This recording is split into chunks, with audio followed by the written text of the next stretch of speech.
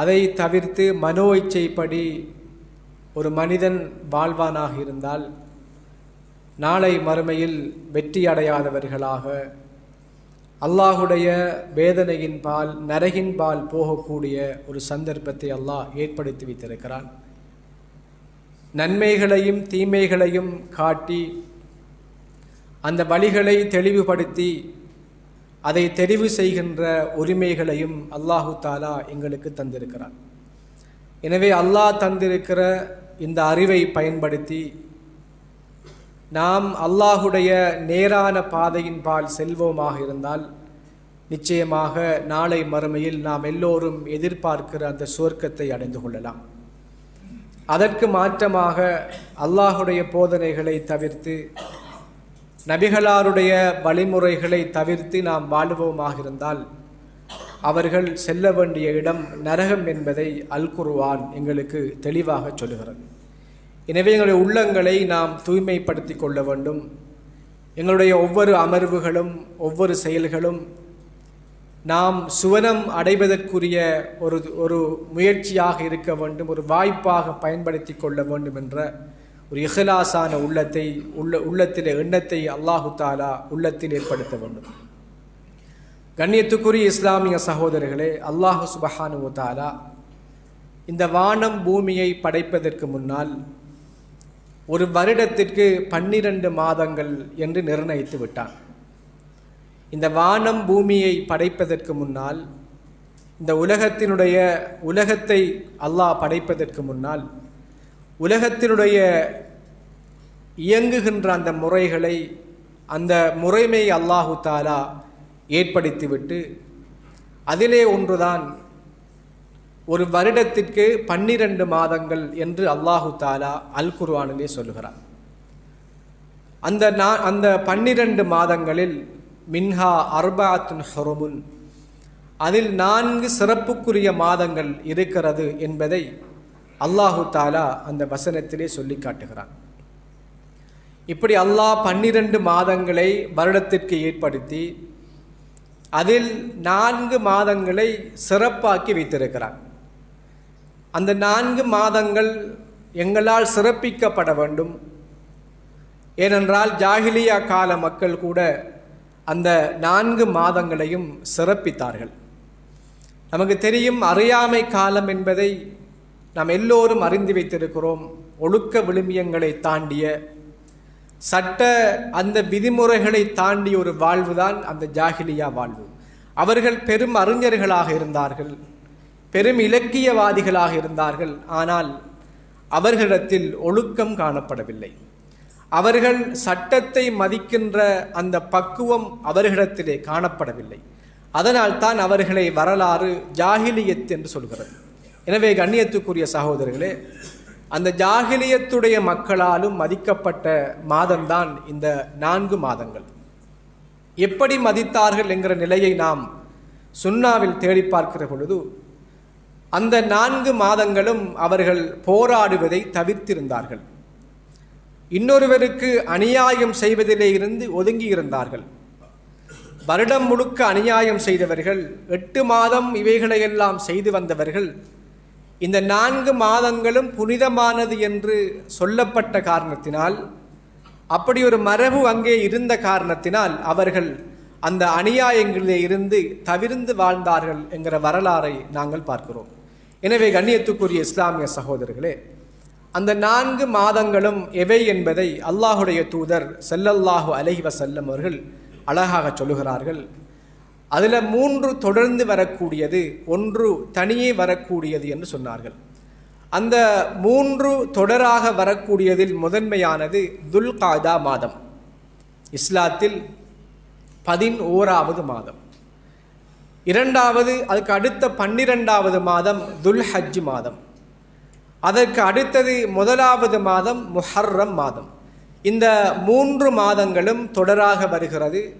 இந்த 3 மாதங்களும் அல்லாஹுவால் கண்ணியப்படுத்தப்பட்டிருக்கிறது, சிறப்பாக்கப்பட்டிருக்கிறது என்று தெளிவாக அல் குர்ஆன் சொல்லி காட்டுகிறது. அதே போல 4வது சிறப்புக்குரிய மாதம் ரஜபுடைய மாதம். இந்த 4 மாதங்களும் அல்லாஹுவால் சிறப்பிக்கப்பட்டிருக்கிறது. கண்ணியத்துக்குரிய இஸ்லாமிய சகோதரர்களே, இந்த சிறப்பை நாம் நபிகளாருடைய வாழ்வில், சஹாபாக்களுடைய வாழ்வில், அதையும் தாண்டி இஸ்லாத்தை ஏற்காத மக்களுடைய வாழ்விலும் அந்த சிறப்பு பிரதிபலித்திருப்பதை நாங்கள் பார்க்கிறோம். எனவேதான் நாம் இப்போது ஒரு சிறப்புக்குரிய மாதத்தில் இருந்து கொண்டிருக்கிறோம். துல்காதாவுடைய மாதத்திலே இருந்து கொண்டிருக்கிறோம். துல்ஹஜ் மாதத்தை அந்த எதிர்கொள்ளுகின்ற ஆயத்தத்தோடு இருக்கிறோம். நாம் உதுகியா கொடுக்க வேண்டும், ஹஜ்ஜி பெருநாளை சந்தோஷமாக கொண்டாட வேண்டும். இப்படியான ஆயத்தங்களோடு நாம் இருந்து கொண்டிருக்கிறோம். இப்போது நாம் இருக்கிற மாதம் துல்காதாவுடைய மாதம். இந்த துல்காதாவுடைய மாதம் என்பது சிறப்புக்குரிய, அநியாயங்கள் ஹராமாக்கப்பட்ட, ஒருவர் இன்னொருடைய உரிமையை வழங்குகின்ற, இறை ஏற்பாட்டின் மூலம் வழங்குகின்ற மாதம் என்பது நாம் ஒவ்வொருவரும் அறிந்திருக்கிற செய்தியாகும். எனவேதான் கண்ணியத்துக்குரிய இஸ்லாமிய சகோதரர்களே, நாம் இந்த 8 மாதங்களும் செய்த பிழையை நாம் இப்படியான சிறப்புக்குரிய மாதங்களிலும் செய்வோமாக இருந்தால் நிச்சயமாக அல்லாஹ் கண்ணியப்படுத்திய ஒன்றை, அல்லாஹ் சிறப்பித்து காட்டிய ஒன்றை நாம் சிறப்பாக்க தவறி இருக்கிறோம், கண்ணியப்படுத்த தவறி இருக்கிறோம் என்கிற குற்றத்திற்கு ஆளாக வேண்டி ஏற்படும். எனவேதான் குறிப்பாக அநியாயம் செய்தல் என்பது வளமையான ஹராமாக தடுக்கப்பட்ட ஒரு அம்சமாக இருந்தாலும், இந்த துல்காதாவுடைய மாதம் சிறப்புக்குரிய மாதமாக இது இருக்கிற காரணத்தினால் இது இந்த காலத்தில் குறிப்பாக தடை செய்யப்பட்ட ஒன்று என்பதை நாம் அறிந்து கொள்ள கடமைப்பட்டிருக்கிறோம். கண்ணியத்துக்குரிய சகோதரர்களே, இந்த அநியாயம் என்றால் நமக்கு எல்லோருக்கும் தெரியும். ஒருவருக்கு கொடுக்க வேண்டிய உரிமையை இன்னொருவருக்கு கொடுப்பது அநியாயம், அல்லது ஒருவருக்கு கொடுக்க வேண்டிய உரிமையை கொடுக்காமல் விடுவது அநியாயம். இப்படி அநியாயத்தை நிறைய வடிவங்களிலே நாங்கள் சொல்லலாம். குர்ஆன் அநியாயத்தை ஒரு பெரும் அநியாயமாக, அநியாயத்திலும் தலையாய ஒரு அம்சமாக இணை வைப்பை சொல்லி காட்டுகிறது. ஏனென்றால் இணை வைப்பு என்பது அல்லாஹுவை நாம்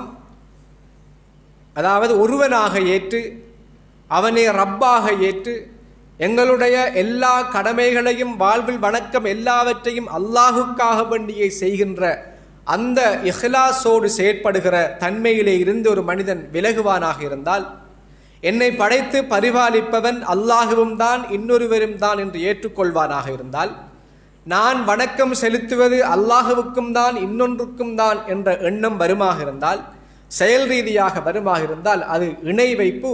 இணை வைப்பு என்பது மிக பெரும் அநியாயம் என்பதை அல் குர்ஆனில் அல்லாஹு தாலா சொல்லி காட்டுகிறார்.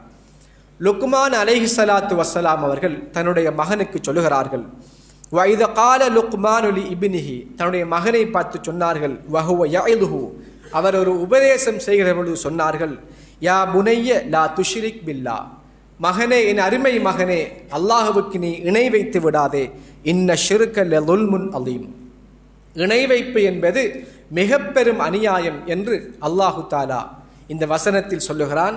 லுக்மான் அலைஹிஸ்ஸலாத்து வஸ்ஸலாம் அவர்கள் தன்னுடைய மகனுக்கு உபதேசம் செய்கிறார்கள்.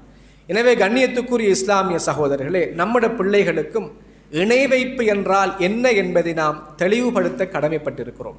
அதே போல அல்லாஹுவை ஒருவனாக ஏற்று நடத்தல் என்றால் என்ன என்பதை தெளிவுபடுத்த கடமைப்பட்டிருக்கிறோம். எனவே இணை வைப்பு என்பது ஒரு மிக பெரும் அநியாயம். இந்த அநியாயத்தையும் தாண்டி நாம் மனிதர்களுக்கு செய்யக்கூடிய சில அநியாயங்களையும் அல்லாஹு தாலா அல் குர்ஆனில் வன்மையாக கண்டிக்கிறான். ஏனென்றால் இந்த துல்காதாவுடைய மாதம் நம்ம நிறைய தௌபாக்கள் செய்திருக்கிறோம். நாம் பள்ளிவாசலோடு தொடர்பாக இருந்து நிறைய வணக்கங்களை செய்கிறோம். எனவே நாம் இன்னொருவருக்கு மறைமுகமாக அநியாயம் செய்தாலும், வெளிப்படையாக அநியாயம் செய்தாலும், நாளை மறுமையில் அந்த அநியாயத்துடைய பிரதிபலன் நாம் இழக்க வேண்டியது மிக பாரியது என்பதை நாம் ஹதீஸ்கள் மூலமாக அறிந்து வைத்திருக்கிறோம். நம்முடைய நன்மை இன்னொரு மனிதனுடைய தராசிலே வைக்கப்படும். நமக்கு நாம் சேகரித்து தொழுத, நாம் நோன்பு நோட்ட, நாம் கஷ்டப்பட்டு செய்த அமல்கள் எல்லாம், அந்த அமலுடைய கூலி எல்லாம் இன்னொருவருடைய தராசில் வைத்து நிறுக்கப்பட்டு அவன் சுவர்க்கம் செல்ல வேண்டிய ஒரு நிலைமை ஏற்படும் என்பதை நாம் அறிந்து வைத்திருக்கிறோம். எனவேதான் கண்ணியத்துக்குரிய இஸ்லாமிய சகோதரர்களே, அல்லாஹு சுப்ஹானஹு வ தஆலா சொல்லி காட்டுகிறான், யா ஐயுஹல்லதீன ஆமனு, அன்ஃபிகூ மிம்மா ரஸக்னாக்கும், ஈமான் கொண்டவர்களே அல்லாஹ் வழங்கியதிலிருந்து நீங்கள் செலவு செய்யுங்கள். எதுக்கு முன்னால்? மின் கபிலி அன் யாத்திய யௌமுன் லா பைஉன் ஃபீஹி வலா ஹுல்லத்துன் வலா ஷஃபாஅத்துன், யாரும் யாருக்கும் உதவி செய்ய முடியாத, அந்த வியாபாரம் செய்ய முடியாத, ஒரு ஆளுக்கு ஒரு ஆள் பரிந்துரை பேச முடியாத அப்படி ஒரு நாள் வருவதற்கு முன்னால் அல்லாஹு தாலா கொடுத்தவற்றிலே இருந்து நீங்கள் செலவு செய்யுங்கள் என்று அல்லாஹ் சொல்லுகிறான். சொல்லிவிட்டு சொல்லுகிறான், வல் காஃபிரூன ஹுமுல் ஸாலிமூன், எவர்களெல்லாம் இறைவனை நிராகரித்து வாழ்ந்தார்களோ அவர்கள் அநியாயக்காரர்கள் என்று அல்லாஹ் சொல்கிறான். எனவே இறைவனுடைய நம்பிக்கையில் இணை வைப்பாக இருந்தாலும் குஃபராக இருந்தாலும் இந்த இரண்டையும் செய்வது மிக பெரும் அநியாயம் என்பதை அல்லாஹு சுப்ஹானஹு வ தஆலா இந்த வசனத்திலே சொல்லி காட்டுகிறான். எனவே நாம் நமது ஈமானை நாம் பரிசுத்தப்படுத்த வேண்டும். எங்களுடைய அல்லாஹ் பற்றிய நம்பிக்கை, அந்த நம்பிக்கையுடைய வெளிப்பாடு, இவைகளெல்லாம் அல்லாஹுவை ஏற்றுக்கொள்ளுகின்ற அந்த ஏகத்துவத்தோடு நாம் இருக்கிறோமா என்பதை நாம் ஒரு முஹாசபா செய்து கொள்ள கடமைப்பட்டிருக்கிறோம். அதே போன்று கண்ணியத்துக்குரிய இஸ்லாமிய சகோதரர்களே, அல்லாஹு சுப்ஹானஹு வ தஆலா அல் குர்ஆனில் அநியாயத்துடைய இன்னொரு வகையை சொல்கிறான். தான் தனக்கு செய்கின்ற அநியாயம். அல்லாஹு சுப்ஹானஹு வ தஆலா நமக்கு நம்மளை ஒரு அமானிதமாக தந்திருக்கிறான். ஒரு ஹதீஸில் நபி அவர் சொன்னார்கள், நமது கண்ணுக்கு உரிமை இருக்கிறது. ஒரு சஹாபி விழித்திருந்து, திருமணம் முடித்த ஒரு சஹாபி இரவெல்லாம் விழித்திருந்து வணங்கி மனைவியுடைய கடமையெல்லாம் கொடுக்க மறுத்து இரவெல்லாம் வணங்கி பகலெல்லாம் நோன்பு நோற்ற ஒரு சம்பவத்தை அந்த பெண்மணி நபியிடத்திலே கொண்டு போய் சொல்லுகிறார்கள். உங்களுடைய கணவன் எப்படி என்று கேட்ட பொழுது அவர், மாஷா அல்லாஹ், என்னுடைய கணவன் நல்லம், ஆனால் அவர் நின்று இரவு முழுக்க நின்று வணங்குகிறார், பகல் முழுக்க நோன்பு நோட்கிறார் என்று அந்த பெண்மணி நபியிடத்திலே சொன்ன பொழுது நபி அவர்கள் அந்த மணி சஹாபியை கூப்பிட்டு சொன்னார்கள், உங்களுடைய கண்ணுக்கு உரிமை இருக்கிறது, உங்களுடைய உடம்புக்கு ஒரு உரிமை இருக்கிறது, அதே போல உங்களுடைய மனைவிக்கும் நீங்கள் கொடுக்க வேண்டிய உரிமை இருக்கிறது என்று நபிகள் நாயகம் அந்த விஷயத்தை தெளிவுபடுத்தினார்கள். எனவே தான் கண்ணியத்துக்குரிய இஸ்லாமிய சகோதரர்களே, தனக்கு தான் செய்ய வேண்டிய ஒரு கடமை இருக்கிறது. நாம் தன்னை அழிக்கக்கூடியவைகளை நாம் பயன்படுத்துவோமாக இருந்தால் நாம் மெல்ல நம்மளை கொண்டிருக்கிறோம். இது ஒரு பெரும் அநியாயம். அல்லாஹ் தந்திருக்கிற இந்த உடம்பை, அல்லாஹ் தந்திருக்கின்ற இந்த அறிவை மழுங்கடிக்கின்ற, எங்களுடைய உடம்பை ஆரோக்கியத்தை இழக்குகின்ற எவையெல்லாவற்றையும் நாம் உள்ளெடுக்கின்றோமோ, அது போதையாக இருந்தாலும் சரி, எந்த வடிவத்தில் மாத்திரையாக இருந்தாலும் எப்படி இருந்தாலும், அதை நம்முடைய அறிவை மழுங்கடிக்குமாக இருந்தால், என்னுடைய உடல் ஆரோக்கியத்தை இல்லாமல் செய்யுமாக இருந்தால் நாம் நமக்கு பெரும் அநியாயத்தை செய்து கொண்டிருக்கிறோம். இதற்கும் நாம் நாளை மறுமையில் அல்லாஹ்விடத்தில் பதில் சொல்லியாக வேண்டும் என்கிற ஒரு வினாவை அல்லாஹு தாலா நாளை மறுமையிலே வைத்திருக்கிறான். கண்ணியத்துக்குரிய இஸ்லாமிய சகோதரர்களே, புகைத்தல் ஹராம் என்று நாம் படித்திருக்கிறோம், அதற்காக நாம் பேசியிருக்கிறோம். இப்படி எல்லாம் செய்கிற நாம் நிறைய பேர் அந்த புகைத்தலை வீடுகளுக்குள் புகைத்து கொண்டிருக்கிறார்கள். பகிரங்கமாக அவைகள் விற்பனை செய்யப்பட்டு கொண்டிருக்கிறது. எனவே கண்ணியத்துக்குரிய சகோதரர்களே, ஒருவரை கொல்லுவது அநியாயம் என்றால் அந்த அநியாயத்துக்கு துணை போவதும் அநியாயம் என்பதை இஸ்லாம் எங்களுக்கு சொல்லி காட்டுகிறது. நாம் நம்மளை கொலை செய்து கொண்டிருக்கிறோம், இன்னொருவனை புகைத்தல் வியாபாரி மெல்ல மெல்ல கொலை செய்து கொண்டிருக்கிறார். இப்படி அநியாயத்திலே இருந்து நாம் கண்ணை திறந்து பார்த்தால் எந்த கடை அநியாயம் செய்யாத கடை என்று தேடி பார்க்கிற அளவுக்கு இன்றைய வியாபார நிலையங்கள் காணப்படுகிறது. எனவே கண்ணியத்துக்குரிய சகோதரர்களை, நாம் ஒவ்வொருவரும் நாளை மறுமையில் அல்லாஹ்விடத்திலே பதில் சொல்ல வேண்டும். நாளை மறுமையில் அல்லாஹ்விடத்திலே தப்பி சுவர்க்கம் செல்ல வேண்டும். அல்லாஹு தாலா அநியாயத்தை அவனுக்கே ஹராமாக்கி இருக்கிறான். சர்வ அதிகாரமுள்ள அல்லாஹ் கூட யாருக்கும் ஒரு காலமும் அநியாயம் செய்ய மாட்டான்.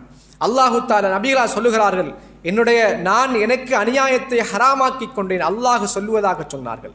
அல்லாஹு தாலா சொல்லுகிறான், ஹதீஸுல் குதுஸிலே நபிகளா சொன்னார்கள், என்னுடைய அடியார்களே, எனக்கு நான் அநியாயம் செய்வதை ஹராமாக்கி இருக்கிறேன், எனவே நீங்களும் அநியாயம் செய்ய வேண்டாம்.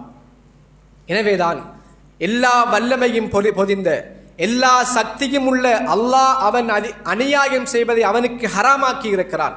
எனவே நாம் நமக்கு அநியாயம் செய்வதை, இன்னொருவனுக்கு அநியாயம் செய்வதை எந்த வகையிலும் அல்லாஹு தாலா ஏற்றுக்கொள்ள மாட்டான்.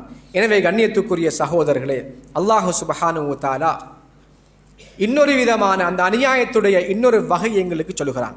சூரத்து நிசாவிலே சொல்லுகிறான், இன்னல்லதீன யஅகுலூன அம்வாலல் யதாமா ظுல்மன், அனாதைகளுடைய சொத்துக்களை எவர்களெல்லாம் அநியாயமாக சாப்பிடுகின்றார்களோ, இன்னமா யஅகுலூன ஃபீ புதூனிஹிம் நாரன் வஸயஸ்லௌன ஸஈரா, அவர்கள் தன்னுடைய வயிற்றுக்களிலே நரக நெருப்பை வைத்துக் கொண்டிருக்கிறார்கள், அவர்கள் போய் சேருகிற இடம் நரகம் என்று அல்லாஹ் சொல்லுகிறான்.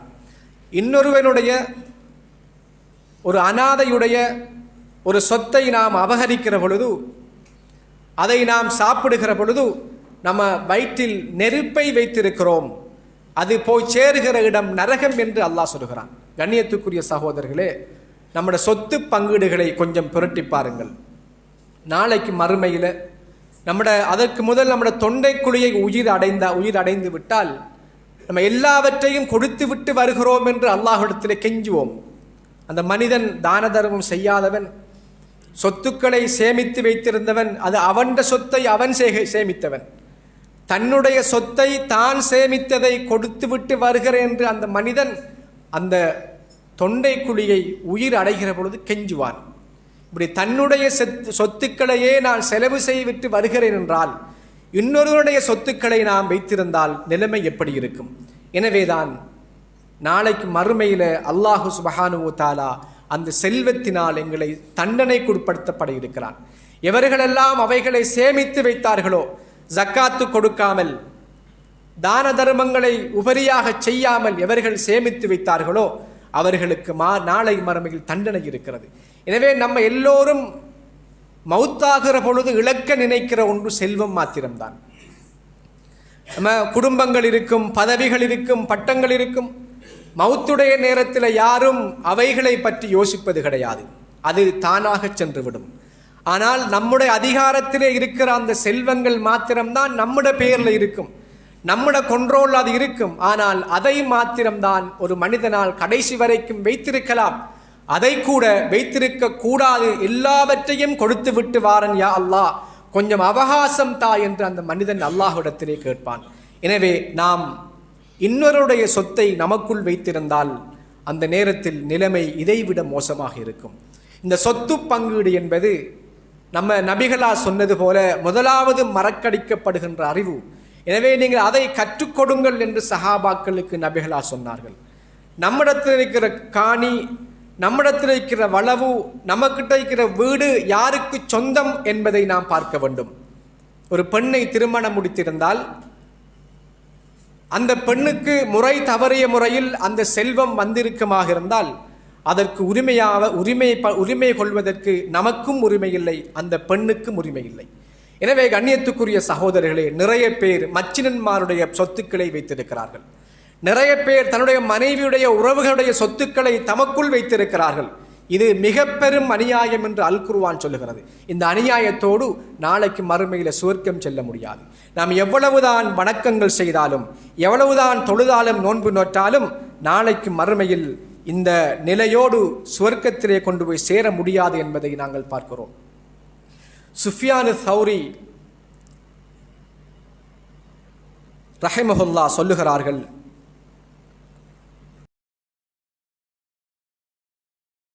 பொழுது அல்லாஹுவுக்கும் எனக்கும் மத்தியில் 70 பாவத்தோடு சந்திக்கின்ற அந்த பாரத்தை விட எனக்கும் என்னுடைய சகோதரனுக்கும் இடையில் ஒரு பாவத்தை வைத்துக்கொண்டு மறுமையில் சந்திப்பதை நான் மிகவும் கடுமையாக பயப்படுகிறேன் என்று சொன்னார்கள். அல்லாஹ்க்கும் எனக்கும் மத்தியில் 70 பாவம் இருக்கிறது. அந்த 70 பாவம் அதுக்குரிய தண்டனையை பயப்படுவதை விட என்னுடைய சகோதரனுக்கும் எனக்கும் இடையில் ஒரு தவறு இருப்பதை நான் பாரமாக காணுகிறேன் என்று சுஃபியானு சௌரி ரஹிமஹுல்லா சொல்லுகின்ற செய்தியை நாங்கள் பார்க்கிறோம். ஏனென்றால் அல்லாஹ்வுக்கும் நமக்கும் இடையில் நிறைய தவறுகள் இருக்கலாம், அல்லாஹுடைய கடமைகளை நாம் சில வேளை மீறி இருக்கலாம். ஆனால் அல்லாஹ் மன்னிக்க கூடியவன், உலகத்திலும் மன்னிப்பான், நாளைக்கு மறுமையிலையும் விரும்பினால் மன்னிப்பான். ஆனால் என்னுடைய சகோதரன் இன்னொரு மனிதன் நாளைக்கு மறுமையில் ஒரு காலமும் மன்னிக்க மாட்டான். நமக்கு தெரியும், முஃப்லிஸ் பங்குரோத்துக்காரன். நம்முடைய செயல்கள் எல்லாம் மன்னிப்புக்கு பகரமாக அவனுக்கு வழங்கப்படும். அவன் அவைகளையெல்லாம் எடுத்துக்கொண்டு நாளைக்கு மறுமையில் சுவர்க்கத்திலே நுழைந்து விடுவான்.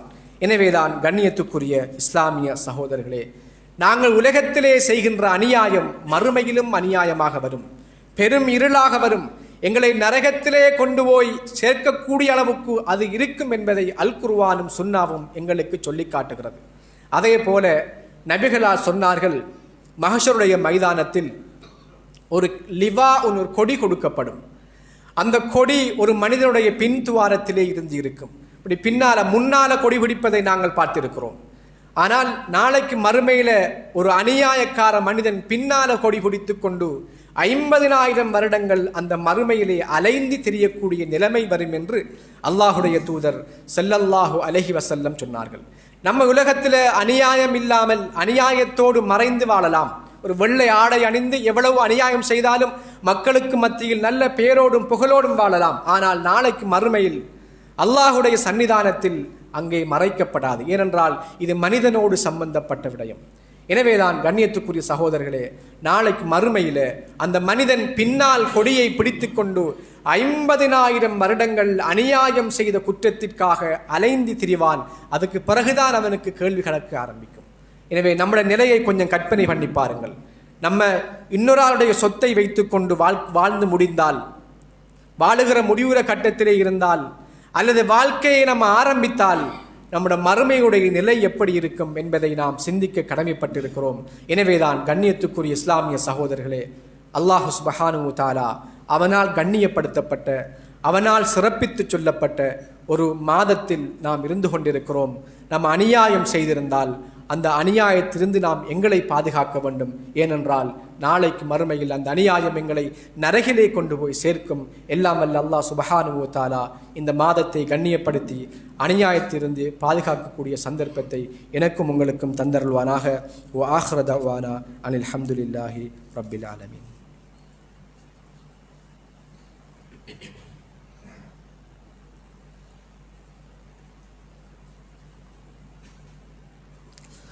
அல்ஹம்துலில்லாஹி ரப்பில் ஆலமீன். வஸ்ஸலாத்து வஸ்ஸலாமு அலா முஹம்மதின் வ அலா ஆலிஹி வ ஸஹ்பிஹி அஜ்மஈன். அம்மா பஅத். قال الله تعالى في القرآن الكريم: أعوذ بالله من الشيطان الرجيم. ولا تحسبن الله غافلا عما يعمل الظالمون إنما يؤخرهم ليوم تشخص فيه الأبصار مهطعين مقنعي رؤوسهم ولا يرتد إليهم طرفهم وأفئدتهم هواء. கண்ணியத்துக்குரிய இஸ்லாமிய சகோதரர்களே, நாம் இந்த உலகத்தில் வாழுகிற பொழுது அல்லாஹுடைய வரம்புகளை மீறி அல்லாஹுவுக்கு இணை வைத்து அவனை நிராகரித்து வாழ்ந்தோமாக இருந்தால் அப்படியான அநியாயக்காரர்கள் நாளை மறுமையில் நிரந்தர நரகத்திலே இருப்பார்கள். ஏனென்றால் அல்லாஹு தாலா இணை வைப்பை தவிர மற்ற எல்லாவற்றையும் மன்னிக்கிறான். ஒரு மனிதன் இணை வைப்போடு மரணித்து விட்டால் அவனுக்கு மன்னிப்பு கிடையாது என்று குர்ஆன் சொல்லுகிறது. ஆனால் நாம் இன்னொரு மனிதனோடு நாம் செய்கின்ற மன்னிப்பு, தவறுகள், குற்றங்கள், அநியாயங்கள் இவைகள் மன்னிக்கப்படலாம் உலகத்தில் மாத்திரம்தான்.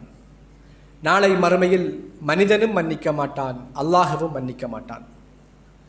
எனவே இணை வைப்பு, ஒரு மனிதன் இணை வைப்போடு மரணித்தால் அல்லாஹ் எப்படி மன்னிக்க மாட்டானோ அதே போல ஒரு அடியானுக்கு நாம் அநியாயம் செய்துவிட்டு மரணித்து விட்டால் அந்த அநியாயத்திற்கு பகரமாக எதையுமே நாம் தேட முடியாது. அல்லாஹு தாலா இணை வைப்பை தவிர எல்லாவற்றையும் மன்னிப்பான். அது அவனுடைய காரியங்கள். மனிதன் மன்னிக்காதவரை அல்லாஹு தாலா ஒரு காலமும் மன்னிக்க மாட்டான். இப்போ இணை வைப்பையும் மனிதனுக்கு மனிதன் செய்கின்ற அநியாயத்துடைய 2 தரத்தையும் கொஞ்சம் சிந்தித்து பாருங்கள். கிட்டத்தட்ட தௌபா இல்லாமல் மரணித்தால் 2ம் ஒன்று என்று யோசிக்கக்கூடிய அளவுக்கு அதனுடைய விபரீதம் இருக்கிறது. எனவே நாம் இதை இலகுவாக எடுத்துக்கொள்ள முடியாது. உலகத்தில் வாழுகிற பொழுது நிறைய தவறுகள், அநியாயங்கள் செய்திருப்போம். இன்னும் நாம் அதிலே இருந்து மீளவில்லை என்றால் அல்லாஹு தாலா சொல்லுகிறான் சூரத் இப்ராஹிமில்: வலா தஹ்ஸபன்னல்லாஹ காஃபிலன் அம்மா யஅமலுல் ஸாலிமூன். இந்த அநியாயக்காரர்கள், அநியாயம் செய்யக்கூடிய மக்கள் அல்லாஹ் கவனிக்காமல் இருக்கிறான் என்று நினைக்க வேண்டாம். அல்லாஹ் பராமுகமாக இருக்கிறான், நம்ம செய்ததெல்லாம் செய்து கொண்டிருக்கிறோம் என்று அவர்கள் எண்ண வேண்டாம். இன்னமா யுஅஹிருஹும் லியௌமின் தஸ்ஹசு ஃபீஹில் அப்சார். ஏன் அல்லாஹு தாலா தண்டிக்காமல் இருக்கிறான் தெரியுமா? மறுமை என்கிற எங்களுடைய கண்கள் பார்வைகள் எல்லாம் பிதுங்குகின்ற அந்த நாள் வரைக்கும் அல்லாஹ் விட்டு வைத்திருக்கிறான். அங்கே பிடிப்பதற்காகத்தான் தாமதித்து வைத்திருக்கிறான் என்று அல்லாஹு தாலா சொல்கிறான். எனவே நமக்கு தண்டனை நிச்சயம். அநியாயம் செய்து அந்த அநியாயத்திலிருந்து நாம் மீளவில்லை என்றால் நாம் அல்லாஹ் பராமுகமாக இருக்கிறான் என்று நினைக்க முடியாது. நமக்கு தண்டனை மொத்தமாக மறுமையில் இருக்கிறது என்பதை அல்லாஹு சுப்ஹானஹு வ தஆலா சொல்லுகிறான். அதை தொடர்ந்து சொல்லுகிறான். எப்படி அவங்கள முகமெல்லாம் நிமிர்ந்து பார்வைகளெல்லாம் பயந்து இப்படி ஒரு நிலையில் அவர்கள் அலங்கோலமாக உள்ளமும் பார்வையும் பயந்து தலை நிமிந்து அவர்கள் அநியாயம் செய்தவர் அந்த சிறுமைப்பட்டவர்களாக இருப்பார்கள் என்று அல்லாஹு தாலா சொல்லி காட்டுகிறான். எனவே அல்லாஹ் பிடிக்கல, நம்முடைய அநியாயம் யாருக்கும் தெரியாது என்று நாம் சந்தோஷப்பட வேண்டிய தேவை கிடையாது. ஏனென்றால் அல்லாஹு தாலா யாவற்றையும் அறிந்தவன். நாளை உண்மையில் எங்களை அந்த அநியாயக்காரர்களை பிடிப்பதற்காக காத்து கொண்டிருக்கிறான். கண்ணியத்துக்குரிய இஸ்லாமிய சகோதரர்களே, அல்லாஹு தாலா இந்த அநியாயத்தை செய்கிறதுனால எங்களுக்கு தரக்கூடிய பாவங்கள், தண்டனைகள், விபரீதங்களை பற்றி சொல்லுகிற பொழுது அல்லாஹ் சொல்லுகிறான், இன்னல்லாஹ லா யஹ்தில் கௌமல் ஸாலிமீன். அநியாயம் செய்கிறவர்களுக்கு அல்லாஹு தாலா நேர்வழி காட்ட மாட்டான். அநியாயம் செய்து கொண்டிருந்தால் அந்த அநியாயக்காரர்களுக்கு அல்லாஹு தாலா நேர்வழி காட்ட மாட்டான். அப்படி ஒரு பாட்டில் விட்டு விடுவான் என்று அல்லாஹ் சொல்லுகிறான். அதே போன்று இன்னஹு லா யுஃப்லிஹுல் ஸாலிமூன், அநியாயக்காரர்கள் ஒரு காலமும் வெற்றி பெற மாட்டார்கள் என்று அல்லாஹ் சொல்லுகிறான். வெற்றி கிடையாது, நேர்வழி கிடையாது. அதே போல அல்லாஹு தஆலா சொல்லுகிறான், அந்த அநியாயக்கார மக்கள் மீது சாபம் உண்டாகும், அல்லாஹுடைய லஅனத் உண்டாகும். அல்லாஹ் சொல்லுகிறான் சூரத்து காஃபிருடைய 52வது வசனத்திலே சொல்லுகிறான், யௌம லா யன்ஃபஉல் ஸாலிமீன மஅதிரத்துஹும் வலஹுமுல் லஅனா, அவர்களுக்கு சாபம் இருக்கிறது. எவர்கள் அநியாயம் செய்கின்றார்களோ அவர்களுக்கு அல்லாஹுடைய சாபம் இருக்கிறது. அல்லாஹுடைய சாபம் கிடைத்தால் எவர்களால் வெற்றி கொள்ள முடியும்? கண்ணியத்துக்குரிய சகோதரர்களே, உலகத்திலும் நிம்மதியாக வாழ முடியாது, நாளைக்கு மறுமையிலும் நம்மளால் நிம்மதியாக வாழ முடியாது. அதே போல நம் அநியாயம் செய்தால் அந்த அநியாயக்காரனுக்கு எதிராக கேட்கப்படுகிற துவாக்கள் அல்லாஹ்விடத்தில் உடனடியாக ஏற்றுக்கொள்ளப்படும். தாவத்துல் மதுலூம், பாதிக்கப்பட்டவருடைய பிரார்த்தனை திரையில்லாமல் அல்லாஹ்விடத்தில் உடனடியாக ஏற்றுக்கொள்ளப்படும் என்று நபிகள் நாயகம் சொன்னார்கள். எனவே நம்மளால் பாதிக்கப்பட்டவர்கள் நம்முடைய வியாபாரத்தில், நம்முடைய சொத்து பிரிப்பில், நம்முடைய நடவடிக்கைகளில் நம்மளால் பாதிக்கப்பட்டவர்களாக பிரார்த்தனை செய்தால் அது உடனடியாக அல்லாஹ்விடத்தில் ஏற்றுக்கொள்ளப்படும். அதனுடைய விபரீதம் தண்டனை அல்லாஹ் அவசரமாக தரலாம் அல்லது சேமித்து வைக்கலாம் என்கிறதையும் அல்லாஹு தாலா எங்களுக்கு விளங்கப்படுத்துகிறான். அதே போல கண்ணியத்துக்குரிய இஸ்லாமிய சகோதரர்களே, அநியாயம் செய்தால் சோதனைகள் வரும். இந்த உலகத்தில் நிம்மதியாக வாழ முடியாது. எவ்வளவுதான் நம் அநியாயம் செய்து மற்றவர்களை, அல்லாஹுடைய கடமைகளை மறந்து மற்ற மனிதர்களுடைய உரிமைகளை பறித்து நாம் வாழ்ந்தாலும் அல்லாஹு தாலா அந்த மனிதனுக்கு ஒரு நிம்மதியான வாழ்வை கொடுக்க மாட்டான். ஈமான் கொண்டு அல்லாஹுவை பயந்து வாழ்ந்தால் மாத்திரம்தான் அல்லாஹ் பரக்கத்துடைய வாசல்களை திறந்து உள்ளத்தில் நிம்மதியை கொடுத்து அந்த மனிதனை ஒரு நிம்மதியான வாழ்க்கையை இந்த உலகத்திலே வாழச் செய்வான். எனவேதான் கண்ணியத்துக்குரிய சகோதரர்களே, அல்லாஹு சுப்ஹானஹு வ தஆலா அவனுக்கு அவன் அநியாயம் செய்வதை தடுத்திருக்கிறான். எனவே நமக்கு அநியாயம் செய்வதை நாம் தடுத்து ஹராமாக்கப்பட்டிருக்கிறது. அதே போல இன்னொரு மனிதனுக்கும் அல்லாஹு தாலா அநியாயம் செய்வதை எமக்கு தடை செய்திருக்கிறான். எனவே அநியாயம் என்பது இன்னொரு மனிதனுக்கு கொடுக்க வேண்டியதை நாம் கொடுக்காமல் இருப்பது, ஒரு மனிதனுக்கு கொடுக்க கூடாததை நாம் கொடுப்பது, இப்படி ஒரு மனிதனை நாம் எந்த வகையில் பாதிக்கலாமோ அந்த வகையில் அனைத்தும் அநியாயம் என்பதை நாம் விளங்கி வைத்திருக்கிறோம். எனவே நம்மளால ஒரு மனிதன் பாதிக்கப்படுவானாக இருந்தால் அதற்குரிய பரிகாரத்தை நாம் மரணிப்பதற்கு முதல் கேட்கவில்லை என்றால், அதை நாம் நிவர்த்தி செய்ய முடியவில்லை என்றால் நிச்சயமாக நாளை மறுமையில் அவர்களுக்கு கை சேதம் இருக்கிறது. அல்லாஹ் பிடிப்பதற்கு காத்து கொண்டிருக்கிறான். அங்கே யாரும் யாருக்கும் உதவி செய்ய முடியாது, யாரும் யாருக்கும் சிஃபாரிஸ் செய்ய முடியாது. எனவேதான் நம்ம ஒவ்வொருவரும் அல்லாஹ் ஹராமாக்கிய இந்த அநியாயத்தை எங்களுக்கு நாங்கள் ஹராமாக்க வேண்டும். கண்ணியத்துக்குரிய சகோதரர்களே, அதே போல நம்ம எல்லோரும் செய்கிற ஒரு விடயம்தான் குடும்பத்துடைய விடயத்தில். சிலர் தன்னுடைய வெளி வாழ்க்கையில் மற்றவர்களை மதித்து வாழ்ந்தாலும், வெளி வாழ்க்கையில் மற்றவர்களோடு நம்ம எல்லா உரிமையையும் கொடுத்து வாழ்ந்தாலும், குடும்ப வாழ்க்கை நம்ம சுவர்க்கம் நரகம் தீர்மானிக்கப்படுவதில் மிக முக்கியமானது என்பதை இஸ்லாம் சொல்லி காட்டுகிறது. ஒரு ஆணை ஒரு பெண் சான்றுபடுத்த வேண்டும் இவர் நல்லவர் என்று. கணவன் மனைவி, மனைவி கணவன், இப்படி மாறி மாறி எவர்கள் நல்லவர்கள் என்று சான்றுபடுத்துகின்றார்களோ அவர்களுக்கு சுவர்க்கம் கிடைக்கிறது என்பது இஸ்லாத்துடைய செய்தி. எனவே குடும்ப வாழ்க்கையில் அந்த மனைவியுடைய கடமைகளை ஆண்கள் கொடுக்க வேண்டும், கணவனுடைய கடமைகளை பெண்கள் கொடுக்க வேண்டும். அது கடமை என்பது உணவு கொடுப்பது, உடை கொடுப்பது மாத்திரமல்ல, சந்தோஷமாக வாழ வைப்பதும் அவருடைய தேவைகள் அனைத்தையும் நிறைவேற்றுவதும் பரஸ்பரம் நிறைவேற்றுவதும் ஒரு கடமையாக இருக்கிறது. அவைகள் மீறப்படமாக இருந்தாலும் அது அநியாயம் என்பதைத்தான் இஸ்லாம் எங்களுக்கு சொல்லி காட்டுகிறது. அதே போல குழந்தைகளுடைய விஷயம் அல்லாஹு தாலா அமானிதமாக எங்களுக்கு தந்திருக்கிறான். அந்த அமானித மோசடி என்பது ஒரு அநியாயம். அமானிதமாக தந்த அந்த குழந்தைகளை அல்லாஹ் சொல்லுகின்ற, அதனால் தான் லுக்மான் அலைஹிஸ்ஸலாம் தன்னுடைய மகனுக்கு உபதேசம் சொல்லுகிறார்கள். எனவே நாங்களும் எங்களோட பிள்ளைகளுக்கு உபதேசம் செய்ய வேண்டும், இப்படி செய்யக்கூடாது, இப்படி செய்ய வேண்டும் என்று உபதேசம் செய்ய வேண்டும். எனவே இவைகள் அந்த பயிற்றுவிப்பு தவறுவது, குழந்தைகளை சரியாக நாம் பயிற்றுவிக்காதது, எங்களுடைய பொறுப்புகளை சரியாக நிறைவேற்றாதது. எனவே இது நாளைக்கு மறுமையில் அவர்களுக்கு எதிராக அல்லாஹ்விடத்திலே சாட்சி சொல்ல வேண்டிய நிலைமைக்கு ஏற்படும். எனவே கணவன் மனைவி, குழந்தை பிள்ளைகள், இந்த உரிமைகள் நம்ம வெளியே எவ்வளவுதான் உரிமையாகவும் மற்றவர்களுடைய மதித்து நடந்தாலும் இந்த உள் வீட்டுடைய விவகாரம் சரியாக இல்லை என்றால், ஒரு கணவனை நல்லவர் என்று ஒரு பெண் சான்று பகரவில்லை என்றால், ஒரு மனைவியை ஒரு கணவன் நல்லவள் என்று சான்று பகரவில்லை என்றால் அல்லாஹ்விடத்தில் தப்ப முடியாது. எனவே கண்ணியத்துக்குரிய இஸ்லாமிய சகோதரர்களே, நம்ம எல்லோரும் ஒரு கண்ணியமான மாதத்தில் இருந்து கொண்டிருக்கிறோம். இந்த மாதத்தில் அந்த ஜாகிலியத்துடைய மக்கள் கூட அநியாயங்களை தவிர்த்து செய்த அநியாயங்களை எல்லாம் விட்டு விட்டு ஒதுங்கி இருந்த வரலாறை நாங்கள் பார்க்கிறோம். எனவே நாமும் நாங்கள் இன்னொருவருக்கு செய்கின்ற அநியாயம் செய்திருந்தால், அல்லது செய்து கொண்டிருந்தால், அல்லது ஏதோ ஒரு நிலையில் இன்னொருவரை நான் நோவினைப்படுத்திக் கொண்டிருந்தால் நாளை மறுமையில் அதற்குரிய அந்த தண்டனை மிக பெரியதாக இருக்கிறது. அல்லாஹு தாலா எங்கள் அனைவரையும் அந்த அநியாயத்தில் இருந்து பாதுகாக்க வேண்டும். கண்ணியத்துக்குரிய இஸ்லாமிய சகோதரர்களே, எனவே இந்த அநியாயத்தில் இருந்து பாதுகாத்து எங்களுடைய அநியாயம் தவறுகளிலிருந்து நாங்கள் தௌபா செய்து அல்லாஹ்விடத்தில் வெற்றி உள்ளவர்களாக நாளை மறுமையில் அல்லாஹ்வை சந்திக்கின்ற பொழுது அல்லாஹுக்கு கட்டுப்பட்ட பூரணமான முஸ்லிம்களாக நாங்கள் மாற வேண்டும். எல்லாம் வல்ல அல்லாஹ் சுப்ஹானஹு வ தஆலா எம் அனைவருக்கும் இதற்காக தௌஃபீக் செய்வானாக. அதே போன்று கண்ணியத்துக்குரிய சகோதரர்களே, இந்த அடிப்படையிலே நாம் 2 மாணவர்களுக்கான நிகழ்வுகளை ஏற்படுத்தி இருக்கிறோம். நாளை சனிக்கிழமை 1ஆம் தேதி ஓயல் எழுதிய பெண் மாணவிகளுக்கான நிகழ்ச்சி நமது ஜாமிஉத் தௌஹீத் பள்ளிவாசலில் ஏற்பாடு செய்யப்பட்டிருக்கிறது. காலையில் 8 மணியிலே இருந்து 12 மணி வரை பெண்களுக்கான ஏற்பாடு செய்யப்பட்டிருக்கிறது. எனவே நம்மளுக்கு தெரிந்த நம்முடைய பொறுப்பிலே உள்ள அந்த வயதிலே உள்ள பெண் மாணவிகளை அங்கே கொண்டு போய் விடுமாறும் அந்த நிகழ்ச்சிகளில் பங்கெடுக்க செய்யுமாறும் அன்பாக வேண்டிக் கொள்கின்றோம். அதே போல இன்ஷா அல்லாஹ் நாளை மறுநாள் ஞாயிற்றுக்கிழமை எங்களுடைய ஈமான் ஜும்மா பள்ளிவாசலில் ஆண்களுக்காக ஓலவல் எழுதிய ஆண் மாணவர்களுக்கான ஒரு தர்பியா நிகழ்வு காலையில் 8 மணியிலிருந்து 4 மணி வரை ஏற்பாடு செய்யப்பட்டிருக்கிறது. அதிலும் அந்த மாணவர்களை கலந்து பயன்பெற செய்யும்